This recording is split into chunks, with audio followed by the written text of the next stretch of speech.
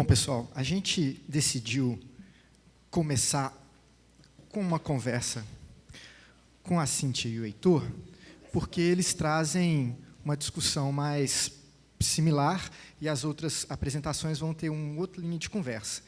E aí a gente passa para vocês a palavra, mas antes de mais nada, considerando aquela possibilidade de acontecer o que aconteceu com Manaus na área do PDB, naquele cenário mais complicado, e considerando esses estudos de fragmentação, uma pergunta que a gente coloca para vocês: deve o PDB-FF estudar fragmentação em outros contextos ou se integrar com esse tipo de trabalho?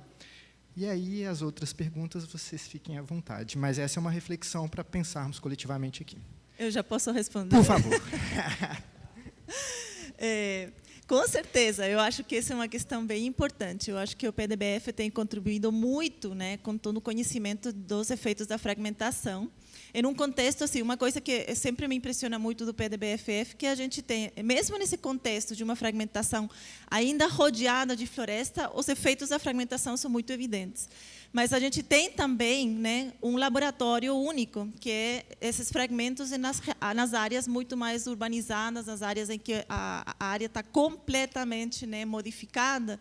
Então, eu acho que sim, acho que o PDBFF poderia muito bem ter uma das linhas de pesquisa para estudar nesse contexto de mudanças extremas. Até porque as cidades também podem ser bons laboratórios para entender os efeitos das mudanças climáticas, né? Porque são aqueles eventos de transformação extremos, né? Eu falando sobre os fragmentos, né, a gente tem que sempre olhar, né, não só Manaus, mas o entorno, que a gente olha sempre para a cidade, e o projeto está no entorno ali da 174, e também ver esse contexto de outras estradas, porque não é só o fragmento do desmatamento, né, a gente tem o isolamento das estradas, das infraestruturas, né? E isso impacta diretamente. A gente vê casos como em Manacapuru, né? uma mega estrada que interrompeu e isolou os dois lados, né? Talvez aí então a gente tenha muito caminho de estudo ainda sobre fragmentos, né? Não só aquele fragmento recortado, urbano ali, mas também como que essas infraestruturas hoje que estão sendo construídas estão fragmentando cada vez mais o espaço ali e a paisagem. Minha pergunta é para os dois, né? Mas é só uma coisa que passou assim na minha cabeça, que a Cíntia mostrou ali o mapa e dos grandes remanescentes florestais dentro de áreas urbanas. E chamou a atenção o fato que, se eu não estiver errado, todos eles são áreas institucionais. Então, a pergunta é se, no campo assim da estratégia da conservação, realmente pensar em atrelar essas áreas remanescentes com presença institucional seria uma estratégia de manutenção em longo prazo. E eu queria, então, saber o que você acha. Eu acho que elas existem por isso, né? Elas ainda existem porque são ou é a UFAM, né? Ou é o SIGS, ou é um parque estadual, ou é o aeroporto, que são as grandes ainda pedaços de floresta que existem na cidade.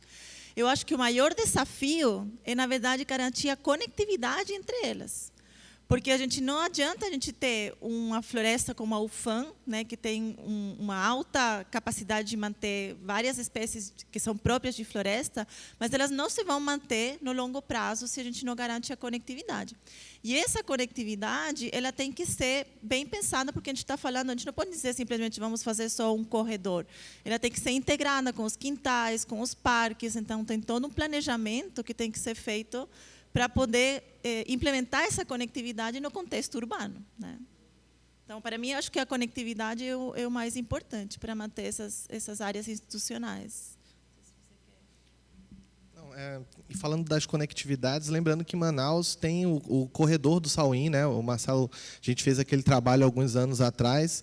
Até então não foi implementado, né? Não tem nenhum projeto que eu veja assim para a sinalização, e a gente vem perdendo cada vez mais esses fragmentos, né? Manaus hoje, se você sair para Presidente Figueiredo, ali próximo da lixeira, e olhar para o lado da Reserva Duque, você vai ver o estrago que está sendo feito, né, nessa área que era para ser a APA, né, e que a gente hoje não consegue, não vê, né, um esforço nenhum, nem municipal, para a gente tentar modificar essa realidade, né? Eu queria saber se as áreas lá do IFAM estão inclusas nessa amostragem, por uma questão que é o seguinte: nós temos lá uma área de 130 hectares, mais da metade disso é uma floresta. Não sei se metade, nunca medi, né? Mas tem uma área de floresta muito grande, inclusive foi encontrada uma espécie nova de maracujá. Foi o Mário Terra, inclusive, que encontrou. Todo em volta do IFAM era muito maior, nós fomos perdendo espaço a cada ano pelas invasões, né? E temos uma dificuldade muito grande de gerenciar aquele espaço por conta de investimento e segurança, né? O nosso campus ele é um local de desova do tráfico, tem tribunal do crime lá dentro. Nós estivemos junto com o Fabrício ano passado andando com 2 pesquisadores do PPBio porque eles queriam trazer uma parcela, né, permanente lá do PEL de lá para dentro. E foi muito tenso andar lá, porque, né, então assim, a gente tem uma área enorme para trabalhar ensino, pesquisa e extensão com o Instituto, mas a gente não consegue explorar porque há um risco muito grande, né? Eu já vivi situação de estar no campo com os alunos e ter ser um cara ensanguentado com a polícia dando tiro atrás. E aí, depois daquilo, cada vez que eu tenho que ir para um lugar desse com os alunos, eu tenho que levar uma segurança armada, né? Então, torna para as instituições muito difícil gerenciar um espaço desse tamanho. Nós estamos fomentando a discussão lá dentro de tornar a área uma área protegida. Não sei quais seriam os caminhos, então eu coloco essa situação para ver se a gente pode abrir essa conversa de tornar aquilo ali uma área protegida, porque é o único jeito de manter aquela floresta que tem lá, porque vai invadir, ao longo do tempo nós vamos perder espaço, porque a instituição sozinha não consegue dar conta de manter aquele espaço. E é uma área uma floresta muito bonita. E eu acho que ela deveria ser deveria ter censo lá dentro, inventário, muita coisa, porque tem muita coisa lá dentro. Obrigada, Simone. Então, acho que tem 2 coisas aí importantes a pontuar no que você levantou. Bom, a primeira resposta é que, se dentro daquele monitoramento que a gente está agora na segunda fase do projeto, o IFAM está contemplado. De fato, a gente já fez a amostragem lá. E a outra questão é que, sim, lógico, trabalhar nos fragmentos florestais urbanos é um risco, né? É uma situação complicada, não é fácil, mas a gente também precisa lançar mão da tecnologia, né? E, de fato, assim, agora que a gente está trabalhando com esses gravadores autônomos, tem ajudado bastante, né? O Gabriel, que está por ali, ele está agora trabalhando ali no projeto, na segunda parte do projeto. Então, o Gabriel e o Stefano estão rodando a cidade toda, colocando os gravadores. Agora, tem que cuidar dos gravadores também, né? Mas os gravadores dá para esconder. Mas, assim, é uma forma, na verdade, de a gente poder fazer monitoramento sem a gente se pôr tanto em risco, né, estando dentro da floresta. Porque mesmo a floresta da UFAM, que é uma área protegida, também tem seus riscos, né? Então, é uma coisa que não é fácil lidar com isso na cidade. Então, a gente precisa. Mas, assim, o IFAM, com certeza, é um ponto importante e ele está dentro dos pontos de monitoramento. Então, esse. Bom, eu queria fazer uma pergunta, que há uns anos atrás o Jorge Rebelo, lá do INPA, orientou um estudo, eu acho que era Jéssica o nome da menina, que avaliou a percepção das pessoas em relação aos fragmentos florestais e diferentes formas de uso, né? E eu sei que tinha visões muito contrastantes, do tipo, é lugar de esconder bandido, mas também tinha uma visão muito positiva de fonte de recursos, né? E ainda muita gente explorava recursos dentro dos fragmentos urbanos, seja de forma mais preocupante, tipo caça, mas também coletando frutos, açaí e tudo mais, né? Vocês têm alguma percepção mais recente a respeito disso, nesses fragmentos? Se sabem se esse tipo de uso continua ou essa degradação progressiva e a mudança de costumes, né, tem levado a um abandono desse tipo de prática? Quer falar você?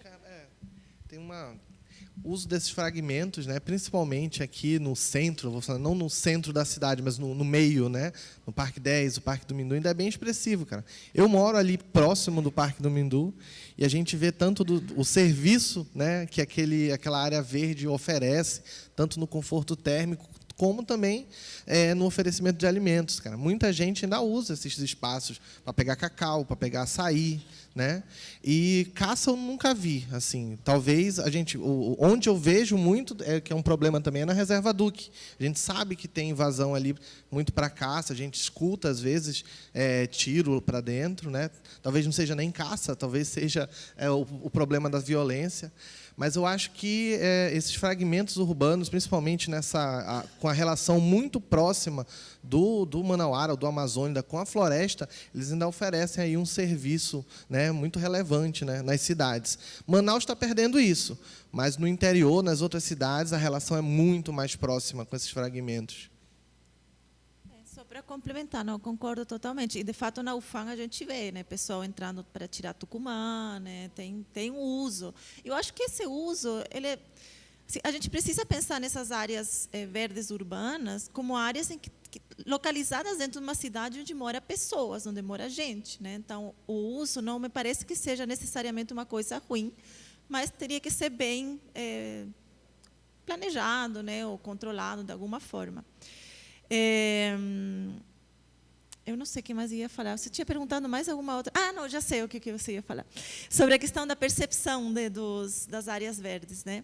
Então, eu tenho uma estudante agora, começando o mestrado, para entender um pouco sobre a percepção ambiental das áreas verdes, mas focado nas aves, né? Entender qual que a ideia é que pessoas que moram em áreas com mais áreas de floresta, né, com mais área mais próximo de um parque, talvez tenham um entendimento ou uma percepção diferente, né, e conhecimento da fauna diferente do que uma pessoa que vive no meio, né, de uma região menos florestada. Lógico, tem um monte de outros fatores socioeconômicos por trás, mas a gente está tentando explorar isso um pouquinho também agora. Está aqui mais uma pergunta, Rafaelo.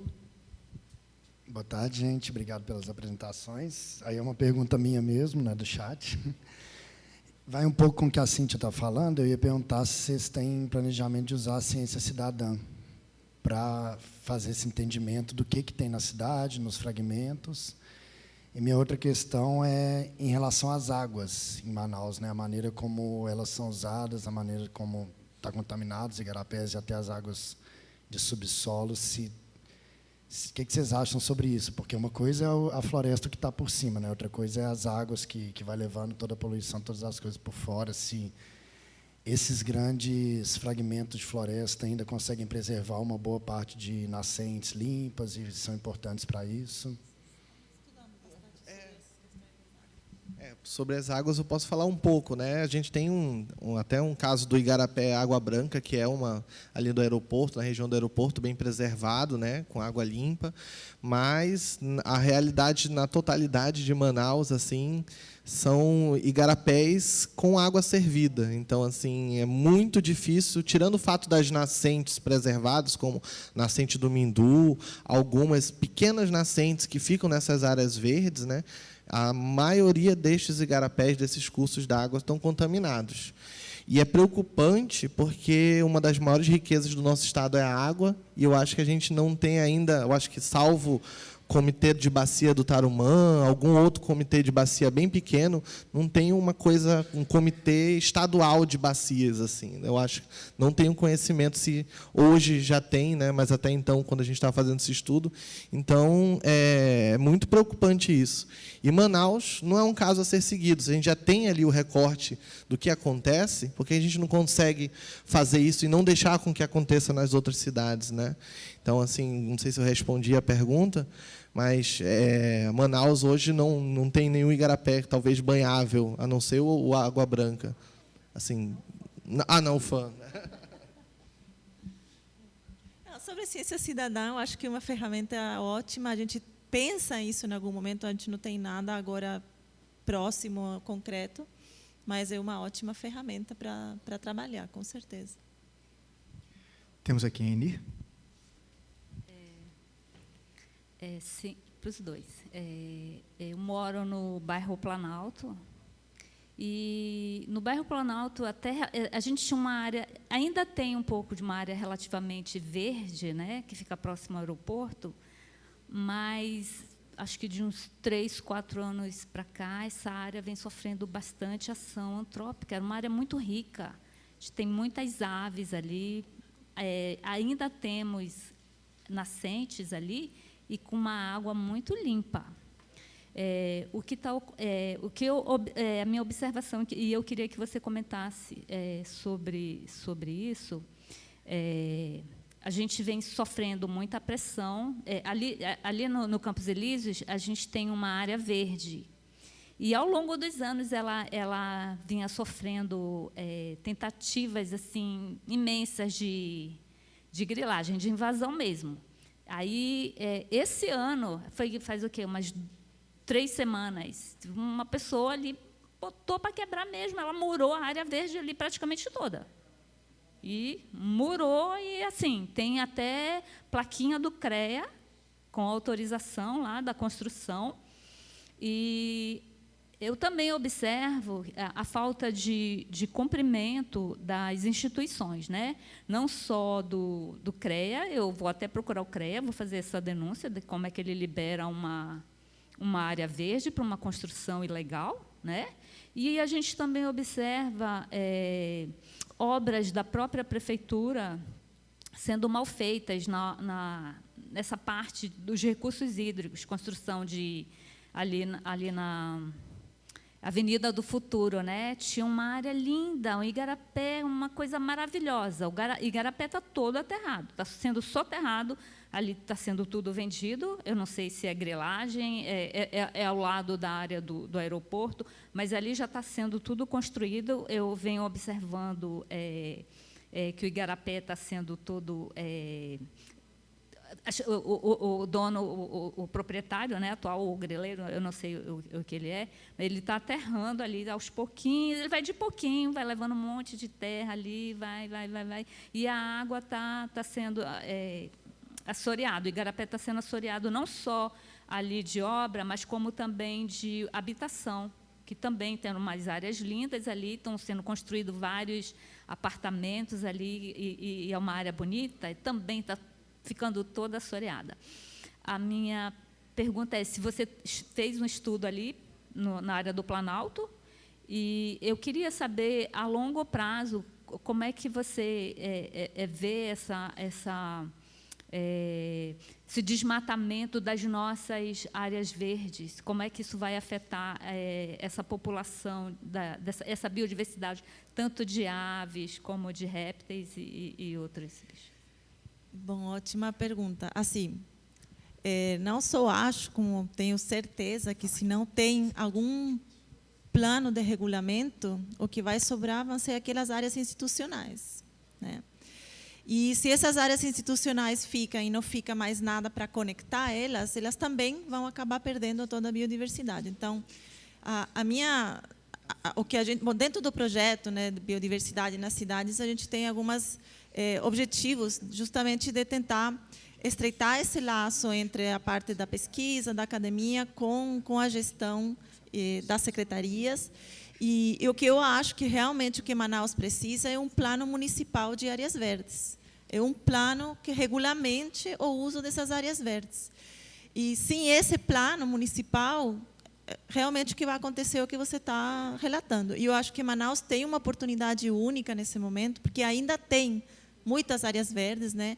O Marcelo Gordo, que também está junto no projeto com a gente, então a gente está realmente tentando ver se, no longo prazo, porque não é uma coisa que a gente vai fazer daqui para amanhã, mas no longo prazo tentar dar as bases, né, para a gente poder criar, né, esse plano municipal de áreas verdes da cidade de Manaus, porque, do contrário, a gente vai perder tudo, não vai ter muita solução.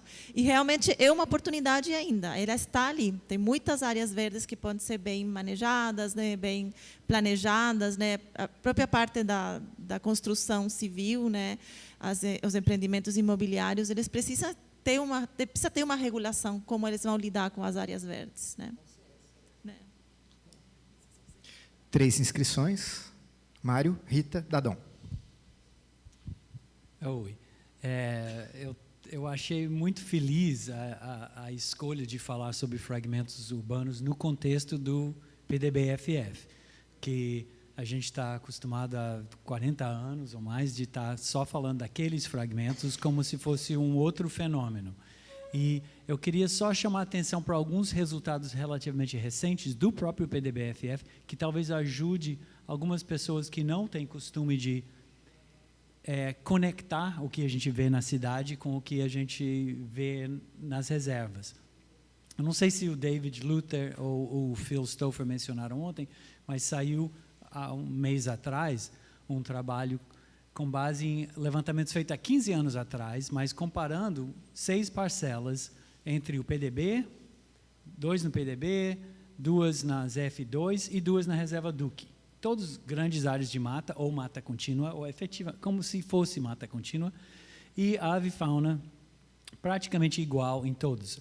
A única coisa que diferenciou, na verdade, foi a reserva Duque se destacou como sendo mais pobre.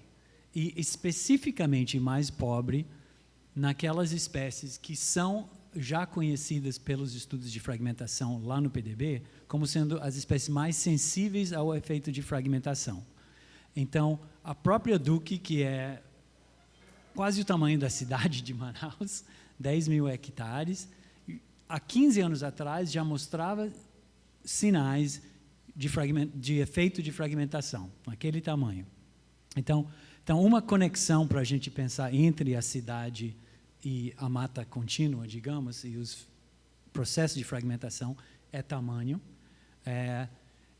E nisso a Duque serve como uma transição para a gente entender. Outra é o efeito temporal, e que a gente está vendo resultados nos últimos poucos anos mostrando que dentro da mata contínua, nas áreas não fragmentadas do PDB-FF, aquela mata em perfeito estado, teoricamente, a gente está vendo declínios também naquelas espécies que são as mais sensíveis à fragmentação, sem ter fragmentação nenhuma. Então, o efeito temporal da mudança nas matas faz com que a mata com que a gente compara, para entender se nosso fragmento urbano está saudável ou não, a gente compara, se a gente fizer a comparação hoje com a Duque, por exemplo, a gente pode achar que, olha, não está tão diferente assim, mas a Duque já está diferente do que era há 30 anos atrás. Então, era mais chamar a atenção para essas coisas. Se vocês tiverem algo a comentar, seria ótimo. Eu só queria complementar uma coisa, né, nessa questão de que você comentou das espécies de aves, né, das espécies insetívoras de subbosque, né, que são as mais afetadas com efeitos de fragmentação. E mesmo nessas condições de floresta contínua, está tendo, né, declínios. Mas, na verdade, o que a gente precisa também, talvez, pensar é que é a paisagem como um todo que está mudando, né? Aquela parte da floresta, ela é contínua, mas tem uma mudança na paisagem que está acontecendo nas últimas décadas, né? Tem mais estradas, tem mais desmatamento, então não tem fragmentação propriamente tal, mas tem mudança na paisagem. Então, essa mudança, em uma escala mais geral, com certeza está afetando o que está acontecendo nas populações nessas regiões prístinas, né?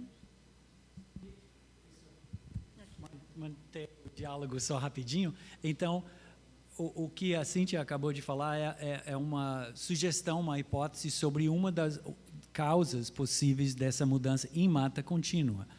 Outros sugeridos nesse trabalho foram a mudança climática, então, mudança na paisagem, mudança climática e o efeito pervasivo, digamos, de contaminantes. Então, são coisas que ao longo do tempo podem estar tanto mudando na cidade como nos fragmentos, e aponta para linhas de pesquisa promissoras, né, para o futuro. Eu queria resgatar um pouquinho de algumas histórias, porque nós estamos aqui tentando pensar um pouco, olhar para frente, para o PDB, né? Mas às vezes é legal também lembrar um pouco do passado. Aí, talvez algumas pessoas aqui vão se lembrar quando a gente começou a discutir fragmentos florestais urbanos.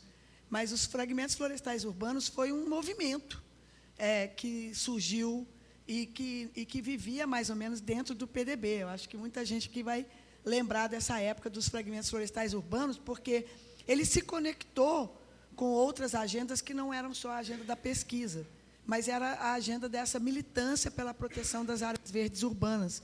E era impressionante, porque a gente tinha reuniões no PDB e aparecia gente de tudo quanto era lugar da cidade, que vinha porque estava preocupado com as áreas verdes do seu bairro, né, tudo isso.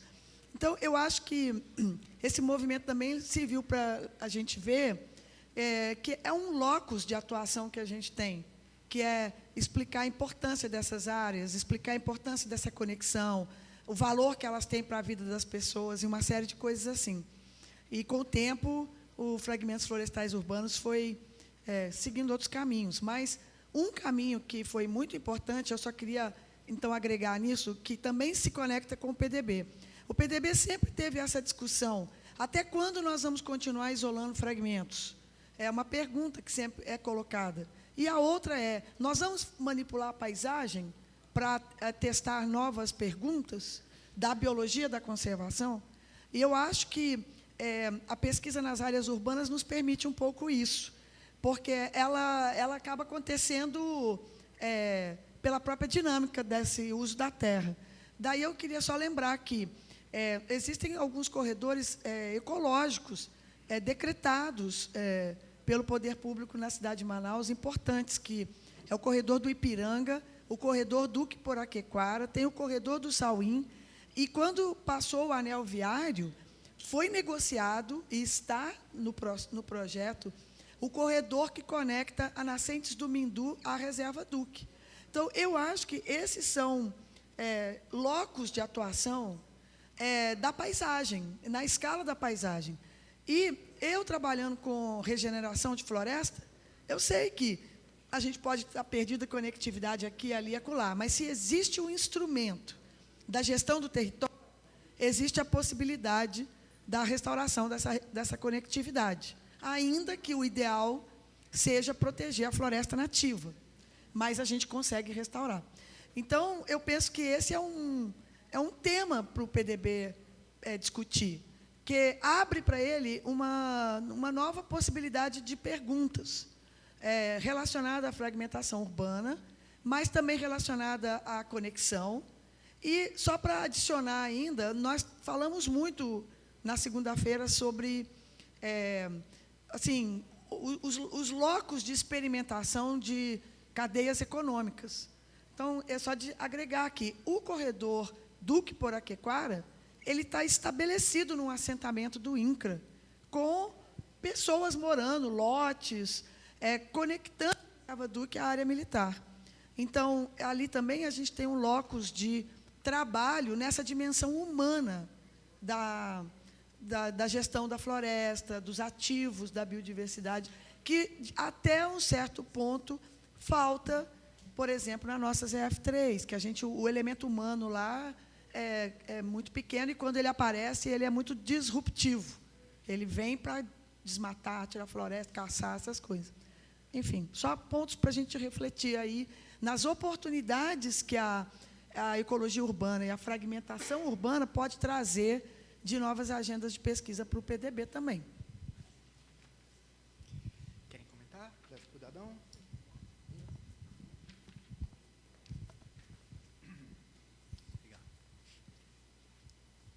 Bom, posso pegar um ganchinho rapidinho, que eu acho uma coisa super bacana. Acho assim, a apresentação do Phil ontem foi muito bacana. E ele mostrou o seguinte, ele teve um slide dele, não que eu tirei foto, que ele mostrava o seguinte, que nos fragmentos está ocorrendo extinção o tempo todo, só que está ocorrendo a colonização. Então, essa dinâmica, ela é ativa. Quando você corta a possibilidade de colonização, eu acho uma coisa, Mário, que me chama a atenção, a gente tem uma teoria ecológica dos débitos de extinção, né, que depois que você isola, você pode ter décadas até que você comece a perceber as extinções. E talvez a Duque esteja numa fase dessa, de começar a se perceber e começar a ocorrer essas extinções por um tempo. A gente não é que o fragmento precisa de um tempo para ocorrer os processos ecológicos, né? Então, nisso, a idade dos fragmentos provavelmente vai ser uma variável extremamente importante na cidade, mais importante ainda do que nas áreas do PDBFF. Por quê? Porque a conectividade é menor na cidade. Então, o tempo vai ser mais importante ainda como uma variável preditora para essas situações, né? Aí, eu pensei assim, né? A gente tem a situação que os principais fragmentos significativos são áreas institucionais, né? E eu vejo assim, uma das grandes diferenças que eu vejo em Manaus hoje em dia é que a gente começa a ter um monte de condomínios, né, áreas maiores. E assim, lá no Nordeste, uma série de condomínios, eles têm que ter uma área verde, eles estão fazendo essas áreas verdes como RPPNs, então como áreas que são oficialmente destinadas à conservação. Eu não sei, eu não conheço aqui como é que estão sendo configurados os condomínios, se existe essa possibilidade ou não, né? Pelo jeito não, né? E, enfim, porque eu acho que o desafio de como trazer valor para essas áreas privadas, ter algum mecanismo que seja aplicado aqui dentro da cidade, me parece fundamental, porque senão realmente vai ficar só para essas áreas. E, finalmente, desculpem me alongar um pouco, mas é que eu quero fazer um gancho com hoje de manhã, porque imaginem que agora vocês receberam 10 milhões de dólares e vocês vão ter que comprar muda para fazer a conectividade na cidade. Tem disponível isso? Tem que ter área para ter esses viveiros, para a gente poder... Isso tudo depende de muito mais coisas que a cidade aqui. Então, existe a necessidade de ter locais que possam prover esse tipo de ação, né? Era só isso. Muito obrigado, viu, gente? Não, só falar rapidinho, né? Sobre essa parte da urbanização, né, principalmente dos condomínios, tem uma norma, né, tem uma lei municipal que eles têm que deixar uma área lá, o remanescente, só que, na verdade, eles botam grama, né? Assim, tem que ser uma área infiltrável, né, uma área para infiltração. Em vez de deixar um fragmentozinho, né, um recorte, não, você planta a grama, bota estacionamento em cima, né, porque vai infiltrar de qualquer jeito. Então, é difícil mudar a cabeça, né, principalmente dessas construtoras. Não é impossível, né? E pegando esse gancho também, né, lembrando que não tem mais tempo, mas até dia 14 tem o edital do Petrobras socioambiental, que está na veia disso, né, e principalmente na região de Manaus. Talvez, né, o prazo aumente um pouco aí, mas seria uma boa iniciativa, talvez, né, com o recurso da Petrobras, de começar essa parte de rearborização urbana, de planejamento, de melhorar os viveiros, né.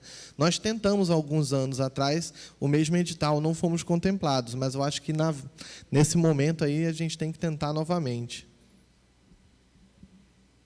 Então, assim, essa questão, voltando a essa coisa de planejamento dos condomínios, das construtoras, né? Porque não é mudando a cabeça das construtoras, por eles mesmos, eles querem ganhar dinheiro, né? Então, o que tem que ter é um plano regulador da cidade municipal, né, dessas áreas verdes. Porque, mesmo que deixasse uma RPPN ou uma APP, né, como área, isso tem que ser feito de forma planejada, porque tem que ser feito para quê? Qual vai ser a área, que não é da cabeça do engenheiro que vai decidir qual que vai ser a área que vai ficar como RPPN. Tem que ter uma coisa integrada, planejada. Não, aqui tem uma, então a outra tem que vir aqui, conectando aqui. Então, esse planejamento que é essencial para que essas unidades de conservação, áreas de conservação que precisam ficar, né, depois do desenvolvimento urbano, para que elas realmente sejam efetivas, né? Porque ou acontece o que o Heitor estava falando, que é qualquer coisa, né, um gramado. Se é floresta, é colocada deixada no pior lugar possível, na encosta, lá embaixo, onde ninguém vai. Então, esse plano municipal de regulação e de uso das áreas verdes, eu acho que é essencial. É a única coisa que realmente vai gerir e colocar as bases de como essas áreas verdes têm que ser geridas e mantidas e reflorestadas, né? Uma última pergunta e a gente fecha para avançar. Eu acho que é para a Cíntia essa pergunta. Foi ontem, antes de ontem, eu e a Simone, a gente estava passando no V8 e a gente pensou, a Simone Observo comentou sobre a situação dos periquitos no canteiro central, né, da avenida.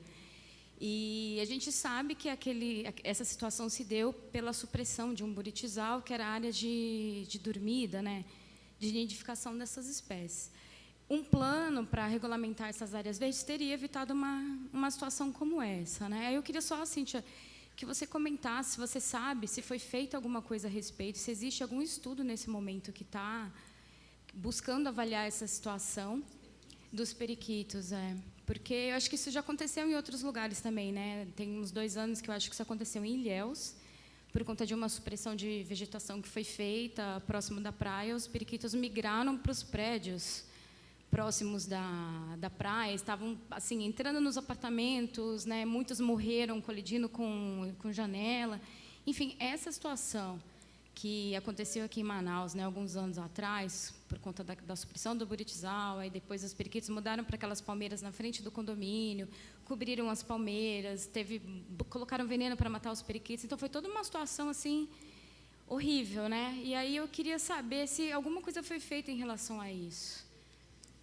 Eu não sei, talvez o Mário até saiba mais sobre isso, mas eu não sei o que está sendo feito agora, mas eu acho que essa é uma situação que retrata muito bem esse conflito, né, entre essa questão dos benefícios da biodiversidade, mas também os conflitos que pode trazer para a gestão, né, dos periquitos ali no meio do V8.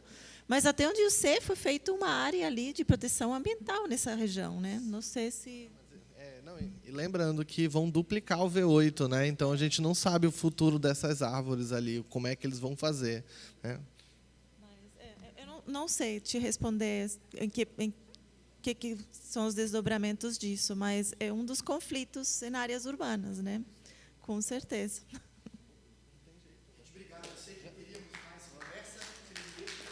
Obrigada, gente.